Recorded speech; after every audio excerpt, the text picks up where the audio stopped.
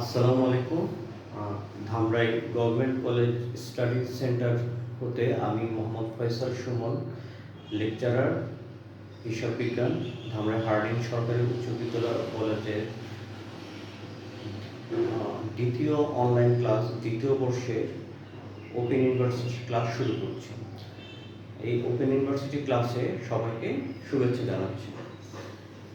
আমাদের আজকের বিষয় হবে অব্যবসায়িক প্রতিষ্ঠান। আমরা গতদিন অব্যবসায়িক প্রতিষ্ঠান সম্পর্কে আলোচনা করেছিলাম, প্রাথমিক ধারণা দিয়েছিলাম। সেখানে আমরা বলেছিলাম যে অব্যবসায়িক প্রতিষ্ঠান হচ্ছে গিয়ে এমন প্রতিষ্ঠান যেসব প্রতিষ্ঠান একটি সমাজে বা একটি এলাকায় কোনো মুনাফা অর্জনের উদ্দেশ্যে স্থাপিত হয় না। এর মূল টার্গেট থাকে স্থানীয় শিক্ষা দীক্ষা, চিকিৎসা অথবা ধর্মীয় চেতনা, সংস্কৃতি, খেলাধুলা এগুলো বিকাশের জন্য এই প্রতিষ্ঠানগুলো গড়ে ওঠে। এদের মূল উদ্দেশ্য মুনাফা নয়, তবে এই সকল প্রতিষ্ঠানগুলো কিছু আয় করে আবার কিছু ব্যয় হয়। এই আয় এবং ব্যয় এগুলোকে হিসাব নিকাশে কীভাবে আনতে হবে সেটা দেখানোই হচ্ছে আমাদের এই অব্যবসায়িক প্রতিষ্ঠানের যে অঙ্কগুলো, সেটার মূল লক্ষ্য হচ্ছে কি এই হিসাব নিকাশগুলো দেখা।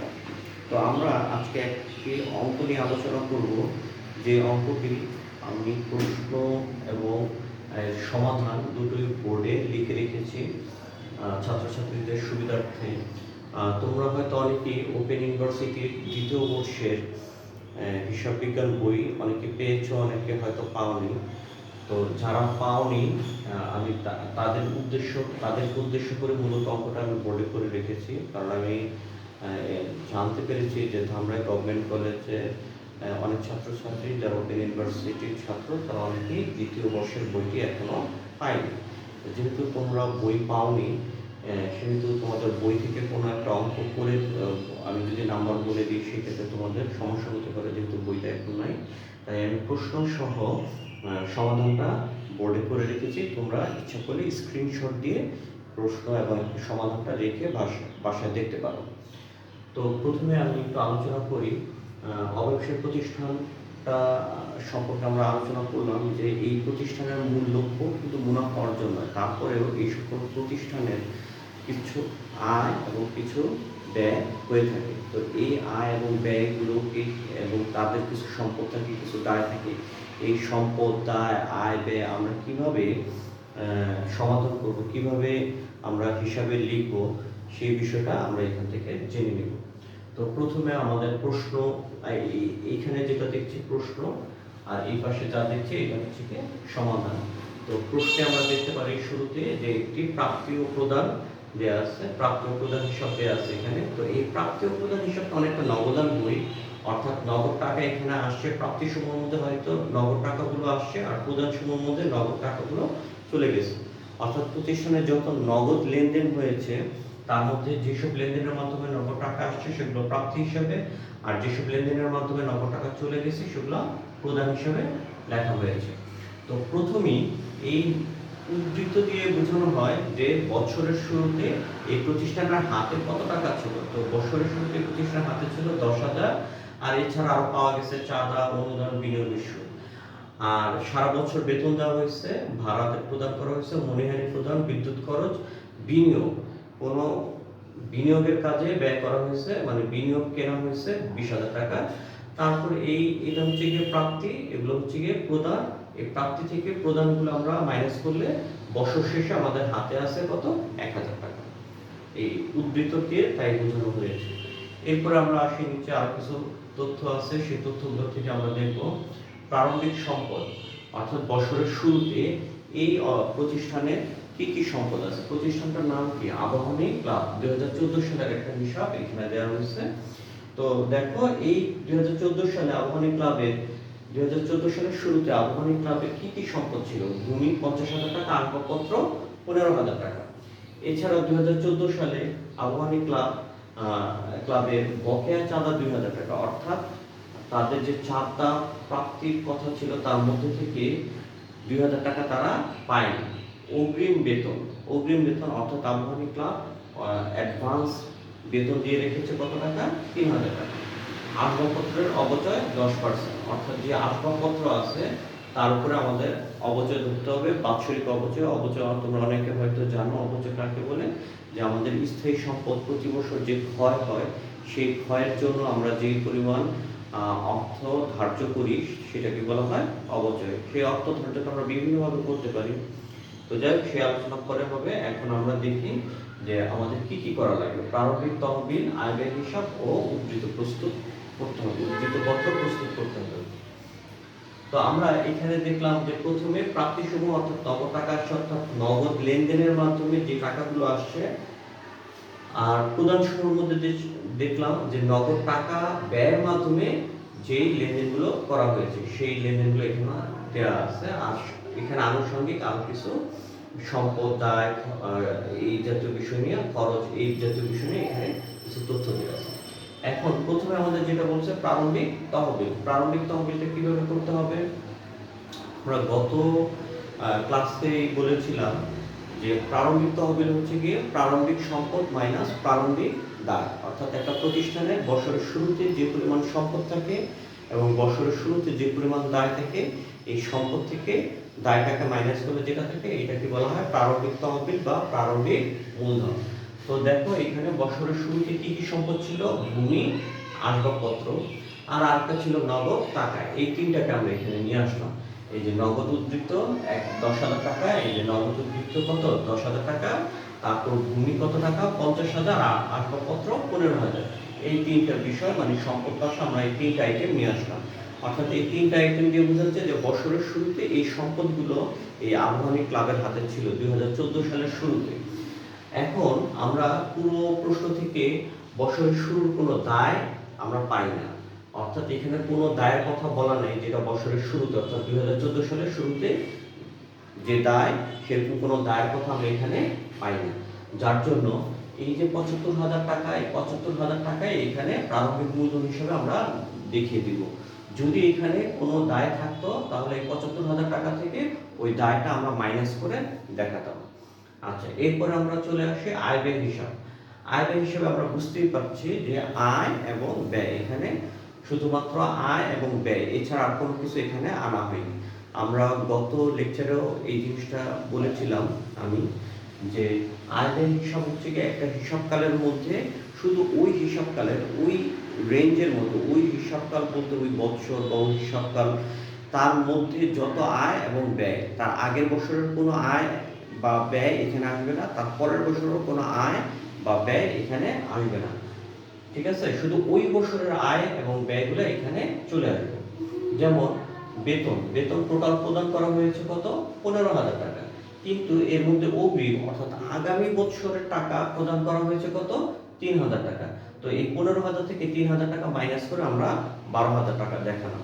অর্থাৎ টোটাল আমরা বেতন দিয়েছি 15,000, কিন্তু এই 15,000 পুরোটা এই বছরের না, তার মধ্যে থেকে 3,000 টাকা হচ্ছে যেটা আগামী অর্থাৎ 2015 সালের জন্য প্রদান করা হয়েছে। তো 2015 সালের যে বেতন সেটা কিন্তু এই বছরের না, সেটা আগামী বছরের। তো আমরা সেই অংশটুকু বাদ দিয়ে দেখালাম।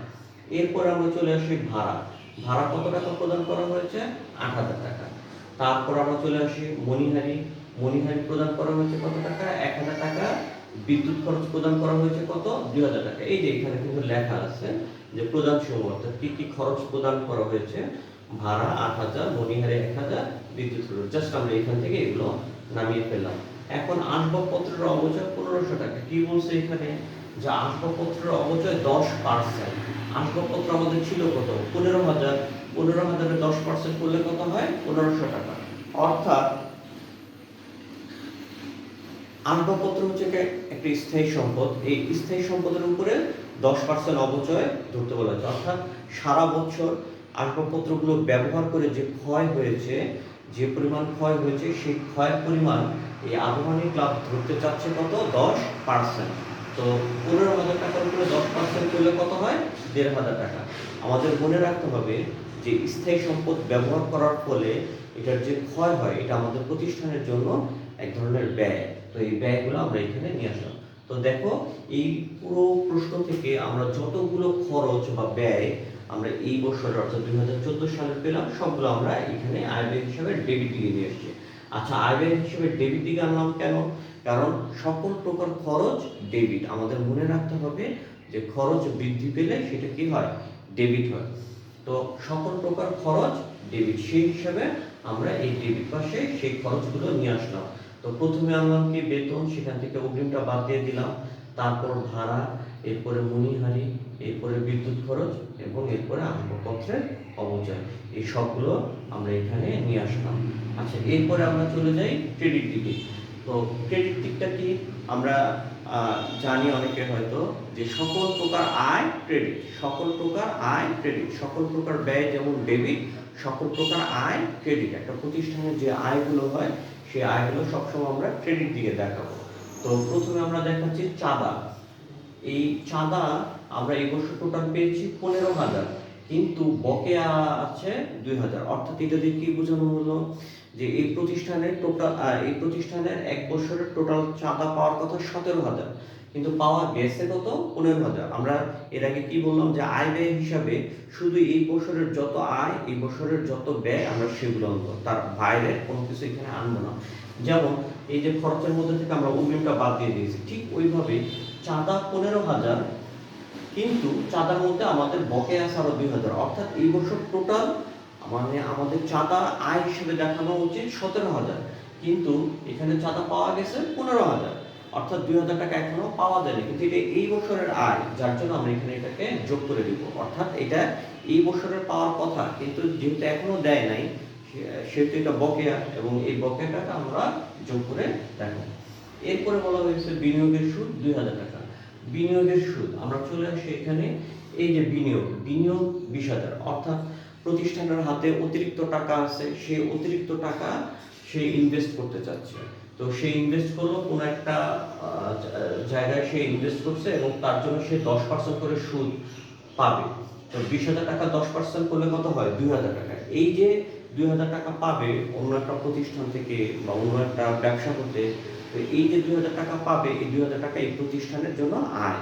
তো সকল প্রকার আয় কিন্তু আমরা ক্রেডিট দিকে দেখাবো, সেই হিসাবে বিনিয়োগের সুদটা আমরা ক্রেডিট দিকে দেখালাম। ঠিক আছে?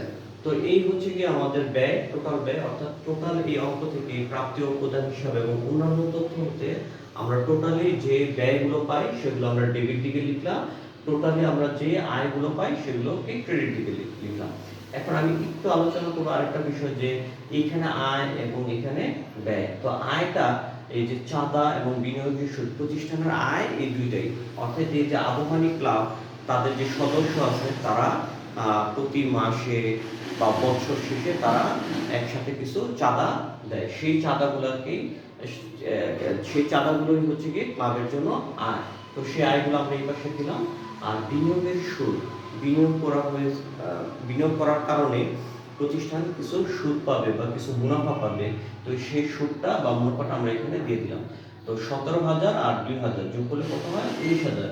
কিন্তু আমরা এখানে দেখলাম যে ব্যয় অনেক বেশি। ব্যয় কত? 24,500, 12,000, 8,000, 1,000, 2,000 এবং 1,500 টাকা, সবগুলো যদি আমরা যোগ করি তাহলে দেখবো 24,500 টাকা। তো এই 24,500 থেকে যদি এই 19,000 টাকা আমরা মাইনাস করি তাহলে দেখবো কত টাকা বের হয়? 5,500। অর্থাৎ এখানে ব্যয় বেশি, আয় কম। এই জন্য এখানে লিখতে হবে আয়াতিরিক্ত ব্যয়, আয়াতিরিক্ত ব্যয়। অর্থাৎ এই প্রতিষ্ঠানের আয়ের চেয়ে ব্যয়টা বেশি, প্রতিষ্ঠানের আয়ের চেয়ে ব্যয় বেশি। এই জন্য আমরা এখানে কি লিখবো? আয়াতিরিক্ত ব্যয়। যদি প্রতিষ্ঠানের ব্যয়ের চেয়ে আয় বেশি হতো তখন আমরা লিখতাম ব্যয়াতিরিক্ত আয়, ব্যয়াতিরিক্ত আয়, অর্থাৎ ব্যয়ের চেয়ে আয় বেশি।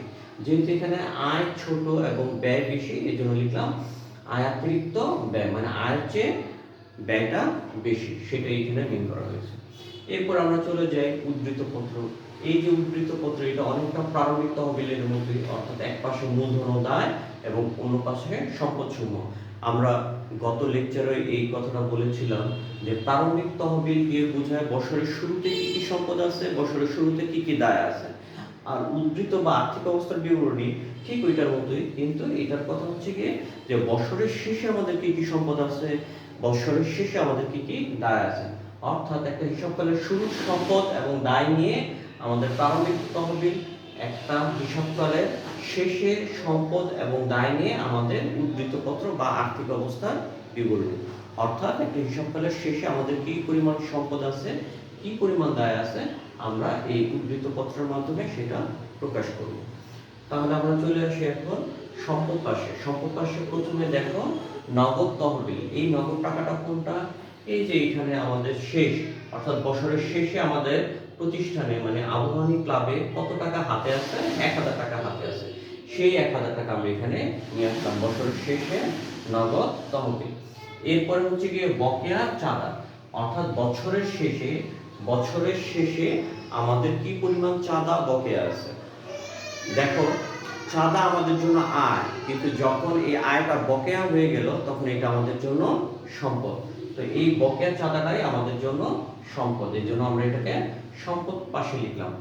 অগ্রিম বেতন, কোনো খরচ যদি আমরা অ্যাডভান্স করি, কোনো খরচ যদি আমরা অগ্রিম করি, তাহলে সবসময় মনে রাখতে হবে এটা আমাদের জন্য সম্পদ। খরচ যদি আমরা অ্যাডভান্স করি তাহলে কি আমরা ভবিষ্যতে এটা থেকে সুবিধা পাবো, কিন্তু কোনো টাকা ব্যয় করতে হবে না। তো এই কারণে এটাকে আমরা সম্পদ হিসেবে ধার্য করি। আচ্ছা, তাহলে দেখো নগদ তহবিল 1000 টাকা, বকেয়া চাঁদা 2000 টাকা, অগ্রিম বেতন 3000 টাকা। 10% বিনিয়োগ, এই যে এখান থেকে আমরা নিয়ে আসলাম 10% বিনিয়োগ। অর্থাৎ এই আবাহনী ক্লাবের কিছু টাকা ছিল, অতিরিক্ত কিছু টাকা ছিল যেটা সে ইনভেস্ট করেছে। এই যে ইনভেস্ট করেছে এটা তার জন্য সম্পদ। তো এই সম্পদটাকে আমরা এই পাশে নিয়ে আসলাম। এরপর হচ্ছে যে ভূমি, এটা আমরা সবাই জানি যে ভূমি আমাদের জন্য স্থায়ী সম্পদ।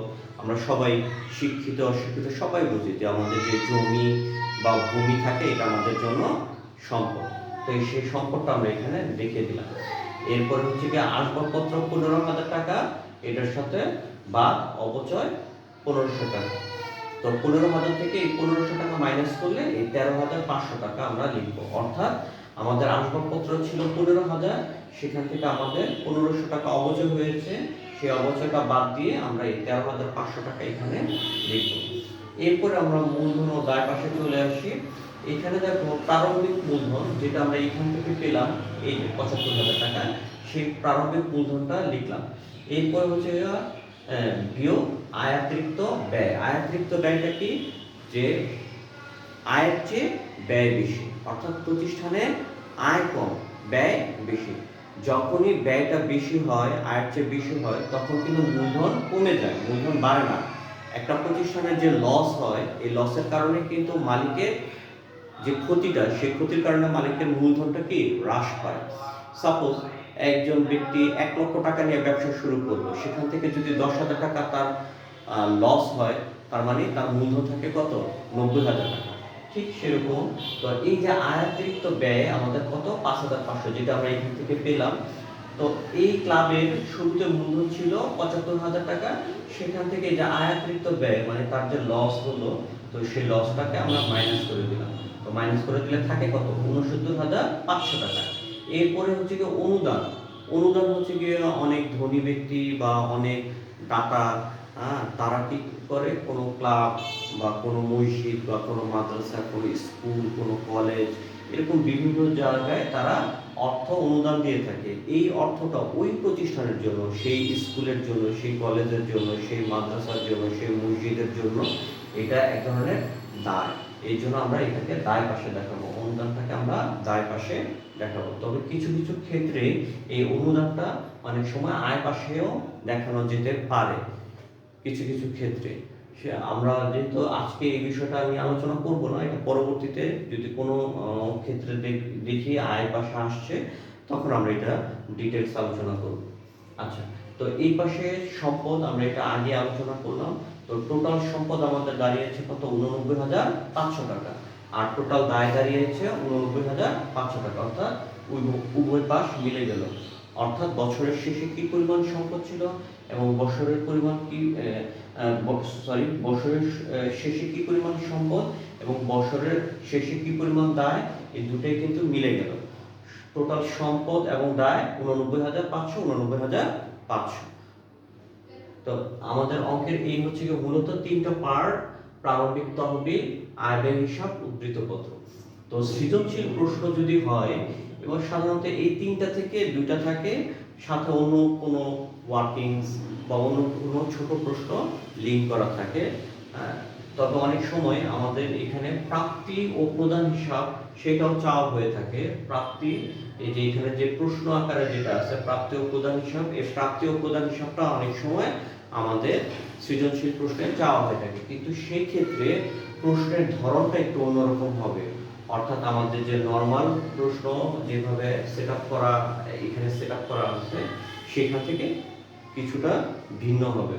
তো যাই হোক, তো এখানে প্রাপ্তি বলতে এখানে যা বোঝায় যে আমাদের সারা বছরে কি পরিমাণ নগদ টাকার আগমন হয়েছে, কি কি লেনদেনের কারণে আমাদের নগদ টাকা আগমন হয়েছে, বা কি কি হিসাবের কারণে আমাদের নগদ টাকা আগমন হয়েছে, এবং কি কি হিসাবের কারণে আমাদের নগদ টাকা চলে গেছে। এটাই হচ্ছে কি প্রাপ্তি ও প্রদান হিসাব। তো আমাদের যদি প্রশ্ন এইভাবে আসে যে প্রাপ্তি ও প্রদান হিসাব প্রস্তুত করো, সেক্ষেত্রে প্রত্যেকটা লেনদেন বা প্রত্যেকটা হিসাব আলাদা আলাদা করে দেওয়া থাকবে। এখানের মতন ডেবিট ক্রেডিট বা এরকম দুইটা পার্টে থাকবে না, সবগুলো কলাম আকারে থাকবে। তো সেই ক্ষেত্রে ওই কলাম আকার থেকে আমাদেরকে বুঝে নিতে হবে যে কোনগুলো প্রাপ্তি পাশে যাবে আর কোনগুলো প্রদান পাশে যাবে। অর্থাৎ টাকা আসছে প্রতিষ্ঠানে, সেগুলো আমরা এই পাশে দেখাবো, টাকা চলে গেছে সেগুলো আমরা প্রদান পাশে দেখাবো। এরপরে দুই পাশটা আমরা ডিফার করব, পার্থক্য করব, কম্পেয়ার করে তারপর আমরা এই ব্যালেন্সটা বের করব। তো প্রাপ্তি ও প্রদান হিসাবটা খুবই কম চাওয়া হয় আমাদের, অধিকাংশ সময় 70 বা 80% টাইমে আমরা দেখব প্রশ্ন এই 3টা থেকে দুটো করা হয়, কখনো এই 3টেই করা হয় সৃজনশীল আকারে। কিছু কিছু ক্ষেত্রে ক নাম্বারে হয়তো এগুলোর সাথে এই 3টা থেকে যে কোনো 2টা থাকে, খ এবং গ, এবং ক নাম্বারে আলাদা করে একটি ছোট কোশ্চেন করা হয়। তো যাই হোক, আজকে এই পর্যন্তই থাক। আমরা মোটামুটি বুঝতে পারলাম। যা তোমাদের মধ্যে যদি কেউ বই পেয়ে থাকো পেন ইউনিভার্সিটির 2য় বর্ষের হিসাব বিজ্ঞান বইটি, তাহলে তোমরা প্রথম অধ্যায়ের অব্যবসায়িক প্রতিষ্ঠান, সেখানে কিছু উদাহরণের অঙ্ক আছে, সেগুলো থেকে দেখে বোঝার চেষ্টা করো। এরপরে যদি আমি বুঝতে পারি যে সবার হাতে বই চলে গেছে, সবাই বই পেয়েছো, তখন আমি ইনশাল্লাহ তোমাদের বই থেকেই দেওয়ার চেষ্টা করব। আজ এই পর্যন্তই। তো সবাই ভালো থাকো। আসসালামু আলাইকুম।